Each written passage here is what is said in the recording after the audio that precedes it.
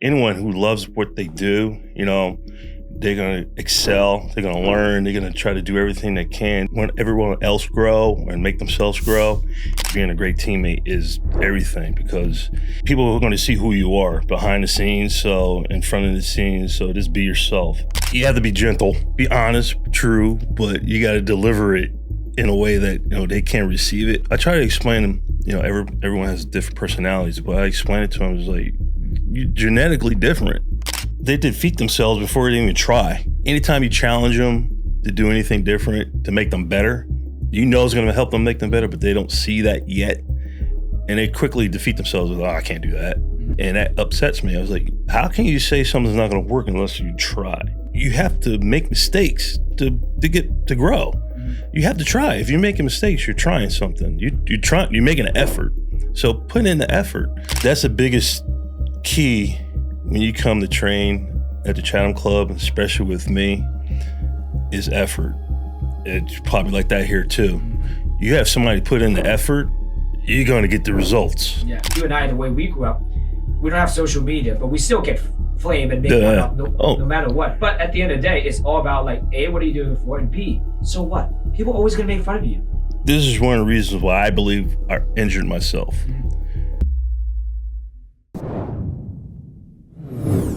All right, welcome to another episode of the Mind Connect podcast. Today we have Robbie Arnold from Chatham Club. He is a sport performance director. And what's great about connecting with Robbie is that he worked with so many high-level athletes, and we happen to share some of our clients together. And talking to him, he has so much knowledge, insight, especially from the fitness industry. And, I know for a fact that getting him on here will give you guys so much value when it comes to advice, how to take care of your body, yourself. And if you're a parent of a young athlete, he's going to be the person that you can lean upon as far as developing them at a young age and take them to the next level. So, Robbie, welcome to the show, man.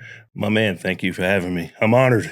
No, please, the honor is mine. So, obviously, we talk about your story off camera. So, can you just kind of tell the listener a little bit about your journey? How do you end up at the Chatham Club, and especially running the sport performance size? Over the years, I've been, always interested in training athletes, this training period. So, excuse me, how I got into like the Chatham Club and things like that is just like building relationships with people. And so I'm getting nervous. No, it's all good, man. I thought I was right now. I'm like, But anyway, one of my good friends I used to work with in another facility. And so the owners knew me, heard of me, and they thought I'd be a great fit for the team because someone left the Chatham Club. So they gave me a call, and I was like, we're looking for someone, to fill this spot, and your name popped up, and we remember, your personality, and we know a lot of the members at the Chatham Club liked you because I'm a personal guy. I could talk to anyone just about, and so I was like, all right, I'm all for it. So they hired me, and then I just, like I said, like anyone who loves what they do, they're going to excel, they're going to learn, they're going to try to do everything they can to make everyone else grow and make themselves grow, and, being a great teammate. And so one of the head guys left, and he recommended me that, Robbie's the man, is the time for him to be, head of the sports performance program.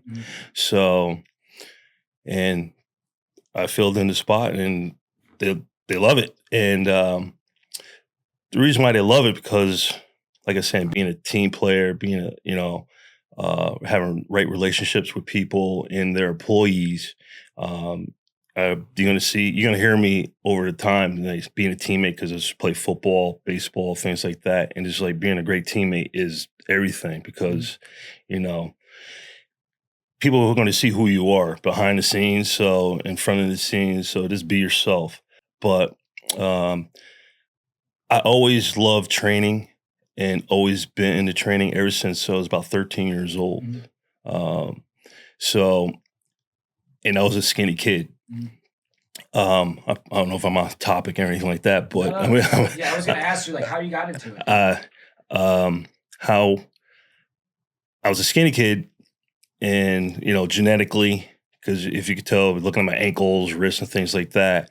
But I blame my mom and dad for that. But anyway, got the height from my mom. Yeah. But I wanted to play sports. So I wanted to get stronger. So, that's when, in the 80s, everything like Arnold Schwarzenegger, bodybuilding, muscles. His book right here? That's phenomenal. It's amazing. And so I was just like, okay, this like, little kid, Conan the Barbarian came out. I wasn't supposed to watch that, but I watched it anyway. But I was like, you get to figure, like kids, they watch what you do more than what you say. So I was looking at Zeke and everything. I was like, I want to look like that, But I got into weightlifting. Then I wanted to play football because I didn't want to get killed or anything like that. So that's pretty much how I got into weightlifting, because the fear of getting beat up or anything like that, not being able to hold my own because I don't want to embarrass myself. But I got into baseball first. Then I played 2 years. Then I found it to be a little boring, and I want a little bit more action. So my parents allowed me to play football because I was like, can I play football? I was like, okay, whatever makes you happy.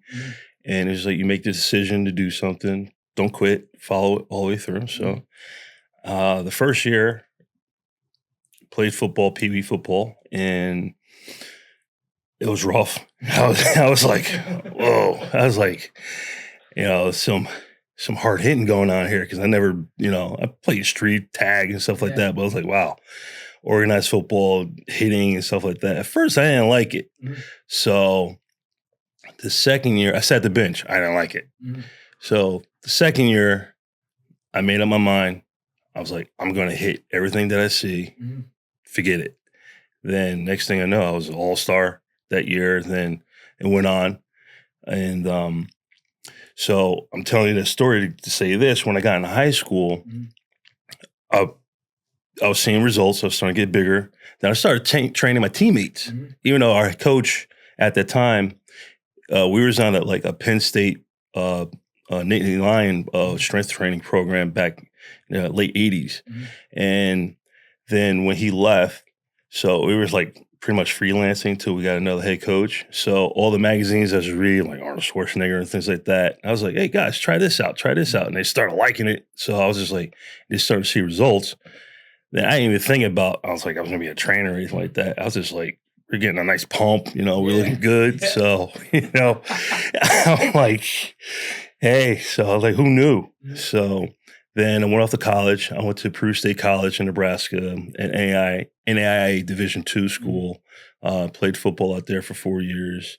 Won a natty my sophomore year. And it was like the same thing. It's just like I picked out the strongest person with the upper body, and I picked out the strongest person on my team with the strongest legs. So they happened to be both linebackers. So one played inside, the other one played outside. Actually, they both played inside linebacker.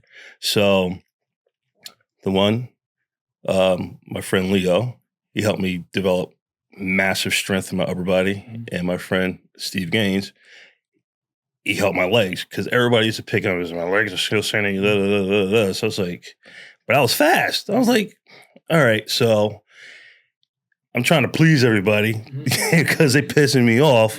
I was like, all right. So make a long story short, I got my legs bigger, and everybody's like, oh, wow, you actually did it. I was like, yeah. I'm like, you guys are motivating me to do it. So I did it, and it translated on the field, because I was, I don't want to boast or anything, but I held my own. So I had looks for Indianapolis Colts at the time, and in Dallas Cowboys, and Toronto Argonauts, things like that. But it didn't work out because injuries, which hopefully we talk about later on. And what was the cause of the injuries? Because improper weight training, things like that. So I pretty much learned the hard way what not to do. Now I apply that into my training today. Yeah. Actually, let's get into that, man, because some of the best coaches that I've come across, I myself too, before I became a PT, I was a strength coach. I throw myself against the wall until I got hurt. And then I was like, oh, we shouldn't do that. Yes. Yes. So yeah, let's talk about that journey. Like, well, talk about your injury and then how that, changed the way you train athletes now, or like your guiding philosophy. Being 6'4" at the time when I would do deep squats. Okay. And everybody likes doing deep squats but for tall people, that's not so, good. I mean, it depends on the load of, is on your back. All right. I was squatting like 400 pounds, or whatever, going all the way down, coming up, and everything like that. And I was developing a lot of quad strength, and I was neglecting my hamstrings. And hamstrings are very, very, very, very important. The hips, the glutes, the hamstrings. That's your engine. I don't care what anyone says. No. I'll argue with anyone. 1,000%. So I was neglecting that. So my glutes were all right, but my hammies were like, all right, because I would elevate my heels all the time so I could get a deeper, range of motion. So doing that, one day after a football game, we like on a Sunday or Monday, we just doing like warm-ups and things like that. So we're just jogging. And next thing I know, I get a jolting feeling in my lower back.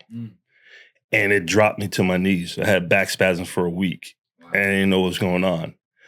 But I got treatment and everything like that. Nobody knew it was a herniated disc.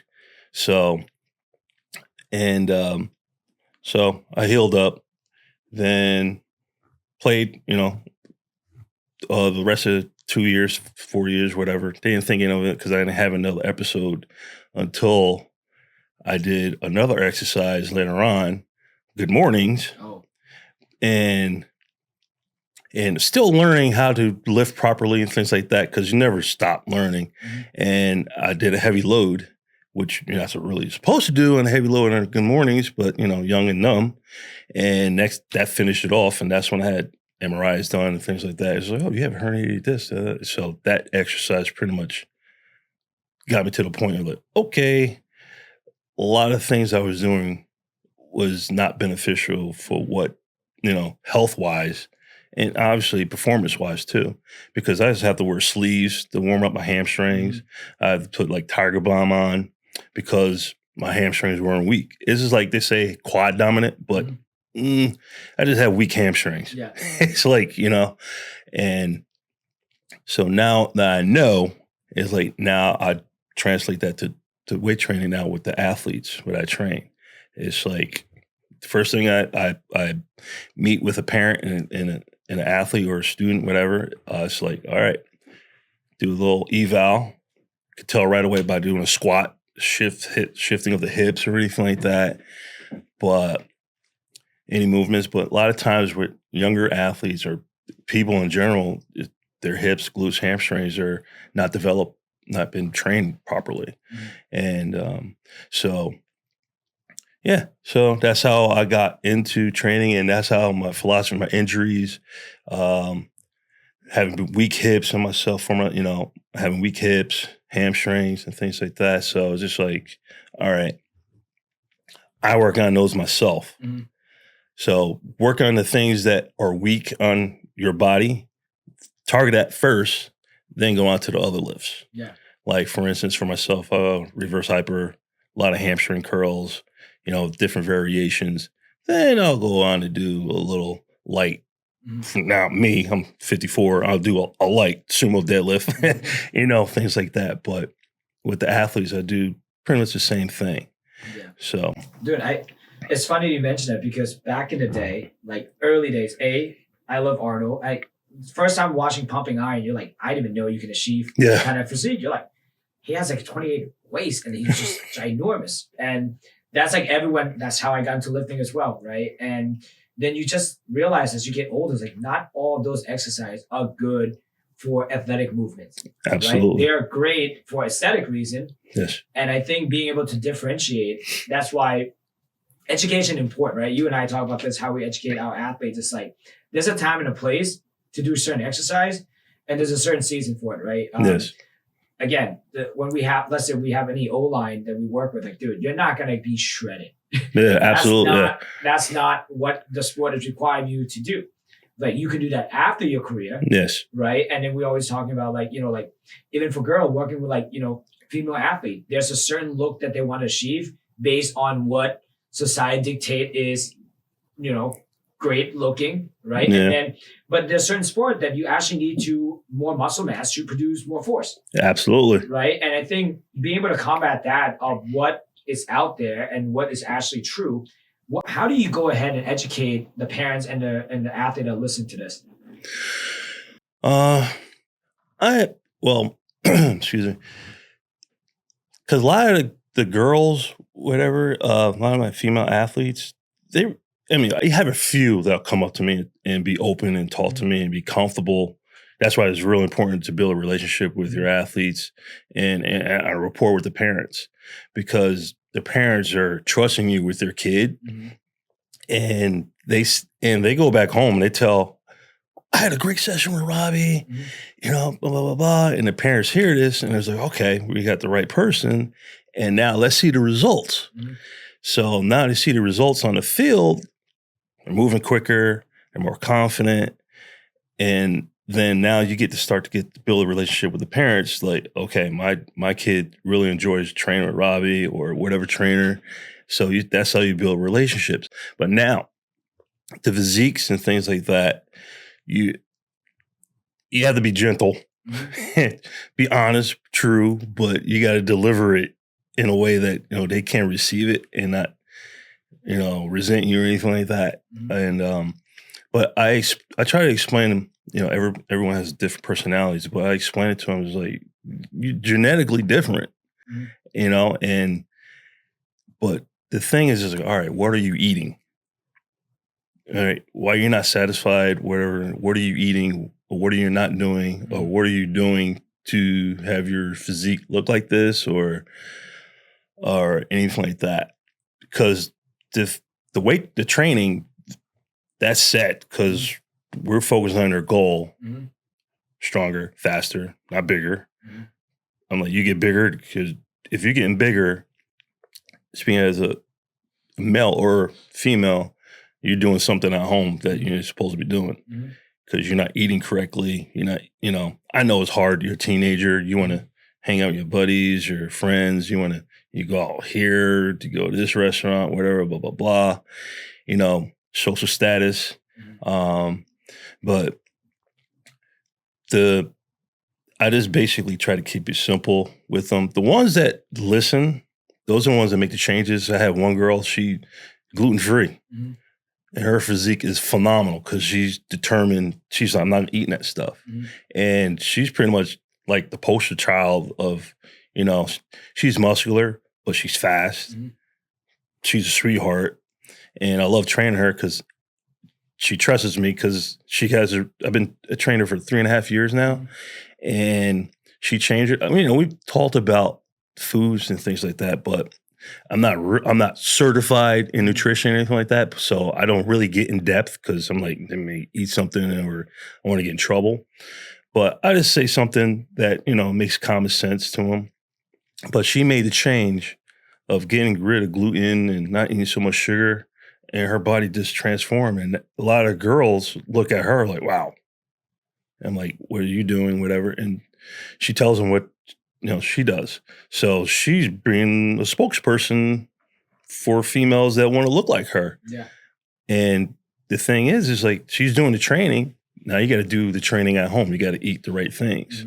So, but it's hard. It's hard because I was at a game and one of my athletes' parents was talking about me and she was real self-conscious about her weight. So obviously I was like, all right, what is she eating at home or blah, blah, blah. So they told me. And I was like, well, you might have cut out the sugar, the table sugars and things like that. Any anti-inflammatory type foods. I was like, and I told him, Google it. Google it because I don't want to get in trouble. I was like, Google it and, you see if you have those type of foods at home. Yeah. And I was like, eliminate that. But it's just leaner meats, veggies, fruits. I'm like, you're solid. Yeah. But yes, it's hard because everybody's on Instagram looking at this person. I was like, these people are Photoshopped, right? Yeah. And I'm like, it's not real. Yeah. So I'm like, but you get caught up in that. Yeah. I mean, you get Photoshop. South Park just did an episode on Ozempic. Yeah. Yeah. Like you have all these things now. And I love the fact that, every athlete that you and I get to work with is addition by subtraction. Like they are not doing more. They're just doing more of what works. Yes. Right? So you're eating the same meals, like it's funny. I was reading something. They say like people like, oh, if you have a meal plan, people get bored. But if you actually track your habits, you generally rotate between 5 meals. Yes. No more than that, right? Because no one's out. We're not like, we're not working for we're not Guy Fieri's on Food Network. We're going trying different food. Exactly. We don't have that. Oh, and if you're, look, if you look at your body as a car, you put the same gas. You're not going to go in and to a gas station. Like, I want to try 93 today instead of 87. It's like, no, just put in the same gas. It's going to give you the same outcome. And I think, starting at a household is huge. And I love that you have a conversation with parents because we like to have that to set the tone with the parents because kids model behaviors, right? If the parents are the one who with the credit card, with the money to buy all those food and they don't buy those kind of junk food, then the kids will not have access to it. Yes. Right? And I think another thing too is having good relationship with food and having good relationship with yourself. That's a huge point. Yes, absolutely. Because you have a kid with low self-esteem. Because, for instance, in a weight room the other day, you have so many kids, people in general, but I'm going to stick with my kids because that's what I work with all day. They defeat themselves before they even try. Because, anytime you challenge them to do anything different, to make them better, it's going to help them make them better, but they don't see that yet. And they quickly defeat themselves with, I can't do that. I can't do that. Robbie, you nuts? I can't do that. I'm like, and that upsets me. I was like, how can you say something's not going to work unless you try? I'm like, what's going to happen in life? I'm like, you have to make mistakes to grow. You have to try. If you're making mistakes, you're trying something. You're making an effort. So put in the effort. So that's the biggest key when you come to train at the Chatham Club, especially with me, is effort. It's probably like that here too. You have somebody put in the effort, you're going to get the results. Yeah. And they're going to be like, it's going to take time because everyone wants to be microwavable, quick fit. I'm like, no, you have to, the old fashioned, you got to put things in the oven and let that thing bake till it's done. It's like baking a cake. No one bakes a cake in a microwave. So, sorry to use that analogy, but it's like, and you can't turn up the temperature to like 700 degrees. No, you can't. It's not going to be faster. You're just going to burn the cake. Yes. Right. And it's funny you brought that up about not trying because I was just reading a new research that's come out. They say that Gen Z are the generation that are least willing to try. Right. Like that's the biggest thing is they're so afraid of being judged from failing that they rather just not try. Yes. Because, and another thing that we hear some of the kids that we work with is that let's say we encourage them to post something inspiring on their Instagram or like share their message and all of that stuff to inspire other people. Yes. Because once you inspire the people, you inspire yourself even more, right? Yes. It's like, if you know something really well, you'll be able to teach it, right? And the one comment we always get is like, oh, my friend's going to flame me. Right? I'm going to be judged for that. And, the answer, like you and I, the way we grew up, we don't have social media, but we still get flamed and make fun of no matter what. But at the end of the day, it's all about like, A, what are you doing it for? And B, so what? People are always going to make fun of you. Yeah. People make fun of LeBron's all the time. I make fun of LeBron's all the time. I told you my story earlier, my legs. Yeah. But the thing is like, this is, all right, this is one of the reasons why I believe I injured myself for doing the deep squats and things like that. Because I was listening to everybody and trying to please them instead of trying to take care of myself, getting better. at being a football player or what position I play is, is becoming a bodybuilder. This satisfy people. It satisfies everybody. He's, oh, your legs got bigger. And all of a sudden, I blow my back. I get herniated disc. It's not worth it. I was like, coaches never say anything to me. It was just other people.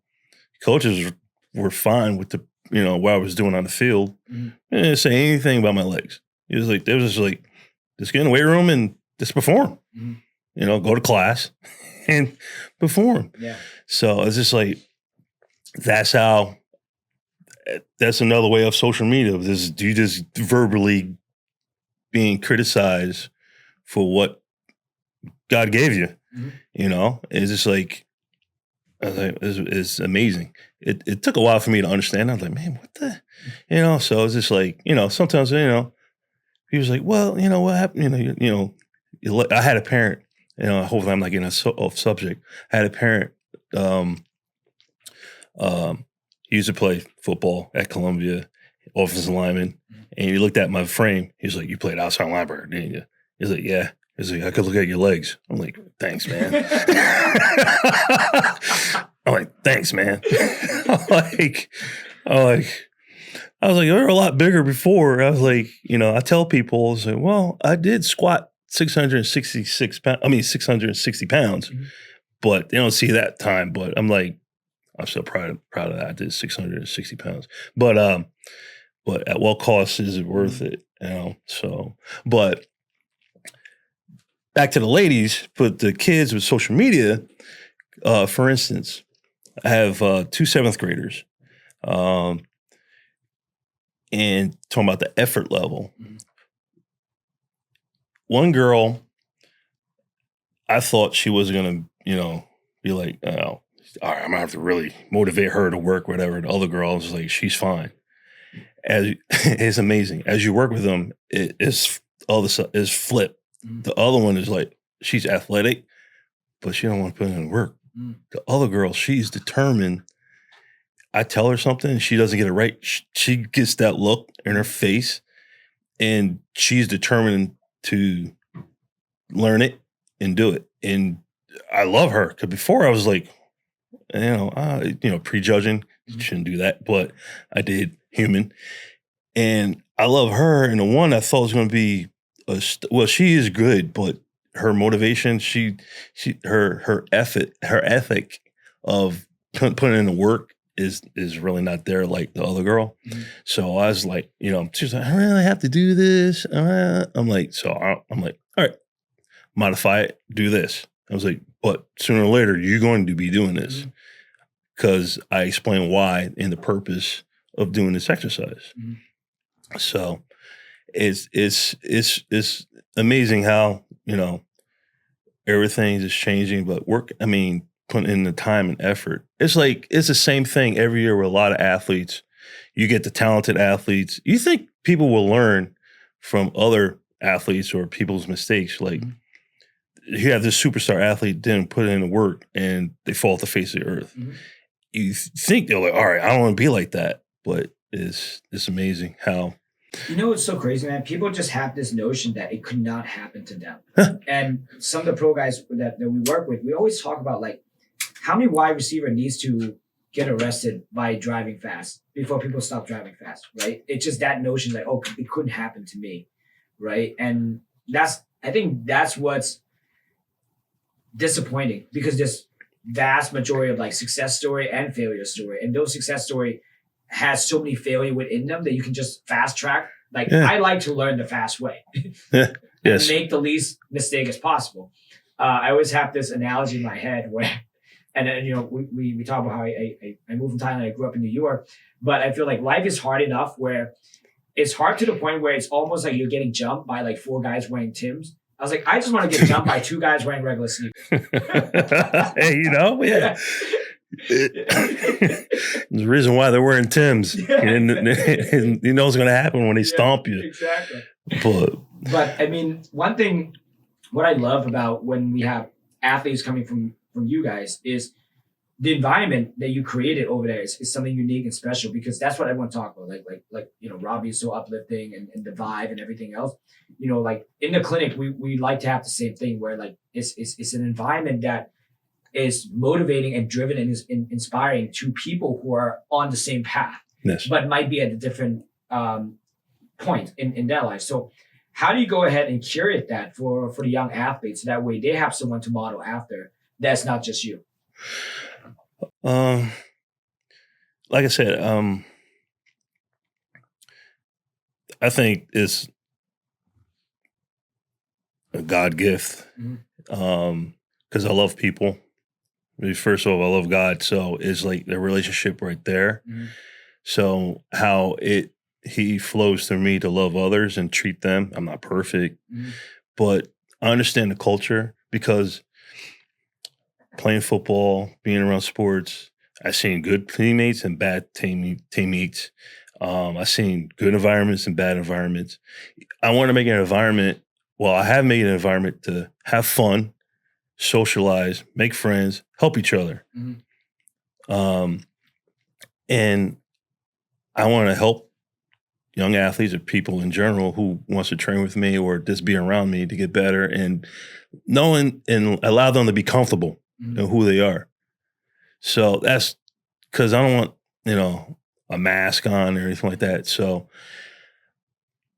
when I have a new athlete come in and a new parent, when I have athletes in a weight room, things like that, I bring them in and I let them feel the atmosphere and see how everybody reacts. When I have a new kid come in, I was like, hey, this is so-and-so, introduce yourself, blah, blah, blah. That goes a long way, because a new kid comes in, they don't know what to expect. They're shy or whatever. And I just want to get them to open up. So that's the thing. It's like as soon as they feel comfortable and they can open up and be themselves, I think that's the hard work they'll do. But it's just being in an atmosphere where they feel comfortable and they can be themselves and have fun. But do the hard work, because I'm gonna make you work. But I want them to feel comfortable. It's like to come in and work out, because their track record over the years, and now kids love coming in because I just basically the atmosphere, because they enjoy working out and the people around them. If I have a couple of knuckleheads that saying appropriate things, like I nip that in the bud right there. I was like, no. I'm like, you do that, your buddies at home or out in the street, but here, no, that does not fly. We're here, we're supportive, we encourage one another. I was like, you want to be a good teammate, you want to go to college, you want to do this. I'm like, you can't be like that, especially if you're talking to girls like that or vice versa. And I will not tolerate that. And so, but they could, bust each other's chops, like to motivate each other. I'll let that happen, because that's yeah, exactly. Yeah. That's going to happen. But creating that atmosphere, because at the Chatham Club, like here, meeting your staff downstairs, we're just talking. That's how the Chatham Club is. It's like, it's not a franchise. It's a club, but it's the community of Chatham. And it's like, you come in and it's like, I was just like flashes of different people, your personality, your staff, reminding me of people in the Chatham Club. Because you come in, it's like open up. It's like a family. It's like a normal family, not crazy. We all have some crazies, but it's genuinely like concern and how you well-being. Because they'll say, "Hey, how you doing? How's your day going?" It's just like you created that atmosphere here, and that's what I want. Well, that's what we created, and it's beautiful, because that goes a long way. You don't have to pay for advertising. That's advertising itself. The talking at the dinner table, bringing up your names at the dinner table, bringing up my name at the dinner table, and talking. That's how the program is growing at the Chatham Club. Is not so much what you put on Instagram and things like that. It's just like, what are they saying about you when they go to games? What are they saying about you in the supermarket? you'd be amazed how many parents I get to call as I hear so many great things about you.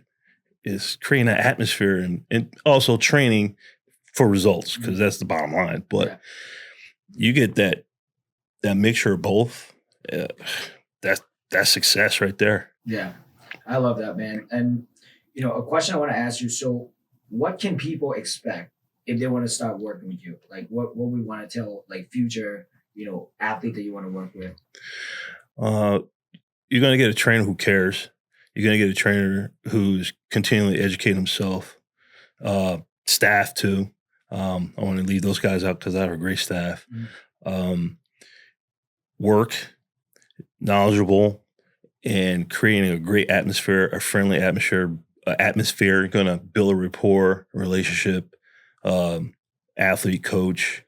And the bottom line is results. It's like you're coming here for results. You can't forget that. Because you could make friends anywhere. Well, good friends, hopefully. But when you come to the Chatham Club or train with me or any of my staff members, it's like you're going to have someone who's focused on your goals. But also helping you get strong in other areas to help you to achieve your goal. So if you're a little weak here and you get stronger here, so we're going to focus on that so we can level everything off so you can perform on the field. So that's the bottom line, because I have an athlete yesterday. Sadly, she only comes in once a week. I wish more kids would come in at least twice. But she's like, why am I doing so much volume? I was like, you only come in once a week. I'm trying to milk everything I can get out of you for 1 week. Safe, not, is going to help her. But, I'm not going to try to dog her out. I think a lot of facilities, some places, stuff like that, may beat an athlete down because that's what they think that's helping. But actually, no. It's like strengthen areas they need to strengthen, but they can go out and perform what they need to do. So that's why I like to think that people come in as like, all right, they know what they're doing, but they create a great atmosphere for my child. Yeah. And what about people who are listening? I think this is just your personal advice. How do you, what would you say to them to keep themselves and hold themselves accountable to get a higher standard to achieve their goal? Keep reading. Keep reading. Let's keep reading, keep learning. Because I was getting a little stagnant because I was so busy, but there's no excuse. But I was just like, I sit and I'm looking at my athletes training, doing the same thing. I was like, wait a minute, I got to make a change here. I was like, we all need to recharge our batteries and things like that. So I started rereading books again. I started reading The Underground Secrets of Getting Faster by Barry Ross, things like that. Rewatching videos or listening to teaching podcasts, and a lot of things that we learn over the years, we forget sometimes. And it's like, wow. So I said that all to say this, because now I'm like, I'm recharged, re-energized. I'm like, I can't wait to get to work to start doing these exercises again, or got some new twist to whatever, but same movements, but different machines, different, because the knee extends and the knee flex. So it's just different machines, just whatever, it's nothing new, but let's keep reading. And another thing is, I never read a physics book, but physics, there's basic physics for every trainer. So you know what you're doing. So you mathematically, because everything is math. Yep.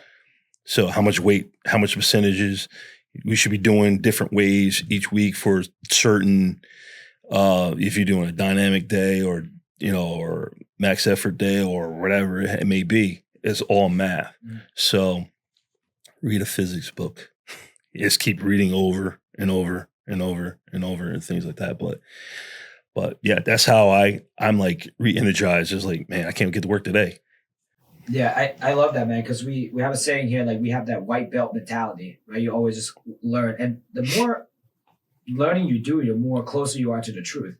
And once you discover the truth, like that's just the truth and principle just stay till the test of time.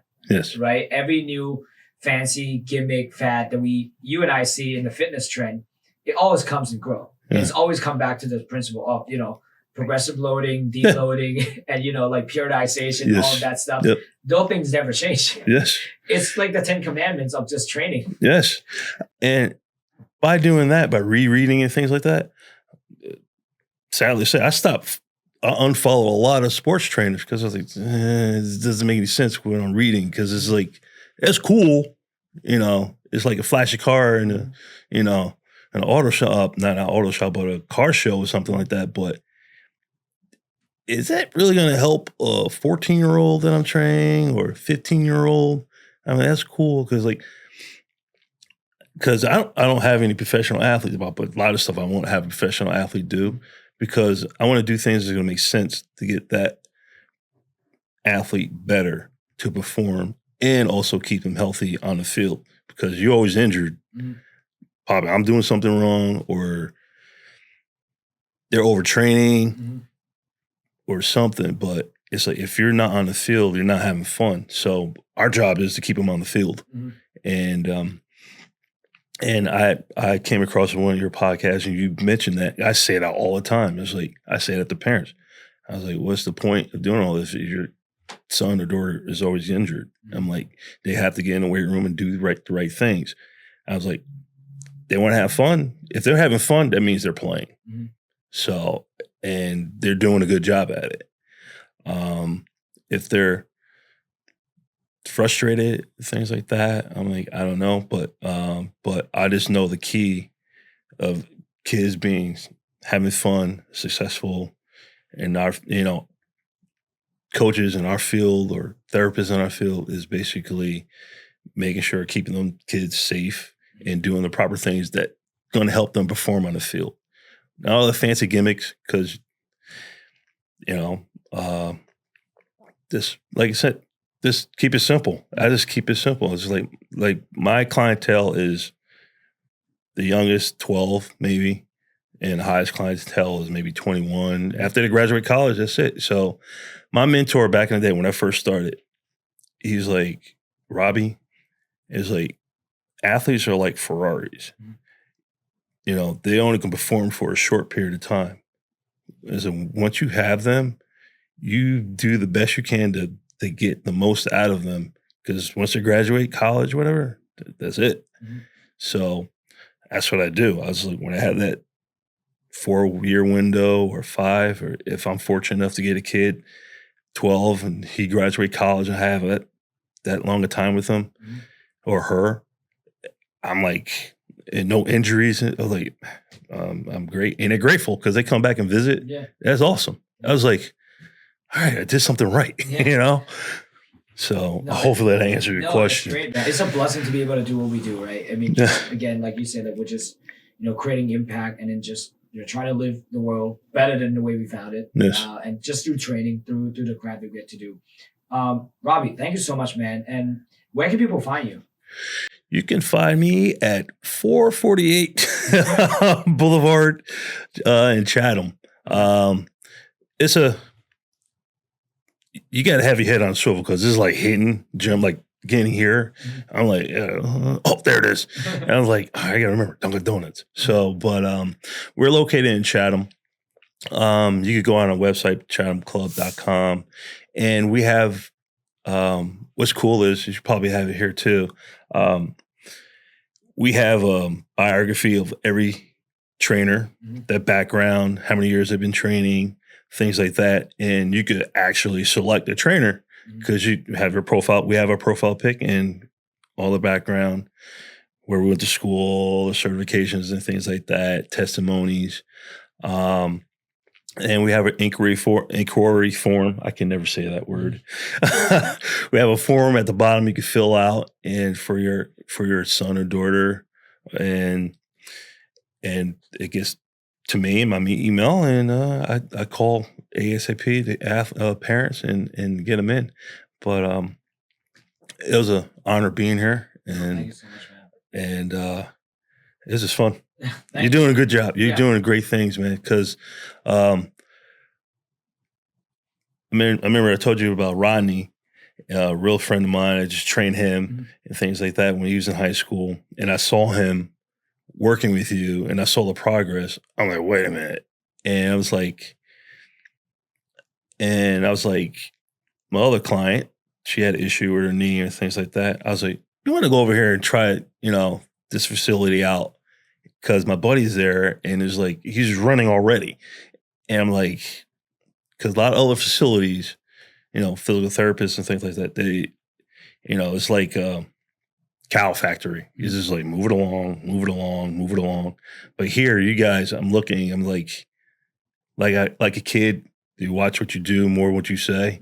I was watching. I'm like, now I'm like referring athletes to you. I'm like, it's phenomenal. And it was like, we're on the same page of training and caring for our clients. I don't even say clients for our kids or grown men or grown women yet. So, but it's phenomenal job what you're doing, and I refer a lot of my kids if they're fortunate to come here and work with you.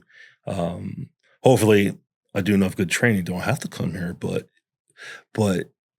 sadly to say, a lot in society today, a lot of people overtrain, and we talked about that off camera and things like that. But it's amazing. That's how mostly a lot of injuries occur. It's just too much. They think they're doing. I'm like, but you're doing a little bit too much. Yeah, and I mean, thank you, man. I appreciate it. That's what we do here, and that's why we love what we do. And when injury do happen, whether it's contact or non-contact, we're always here just to help people get back on their feet, find their identity again, ignite that passion, and then we're hoping that we're sending back to you better and get ready to just roll with you like on the same journey that you helped them with from the beginning. So appreciate your time, man. Thank you so much. Thank you.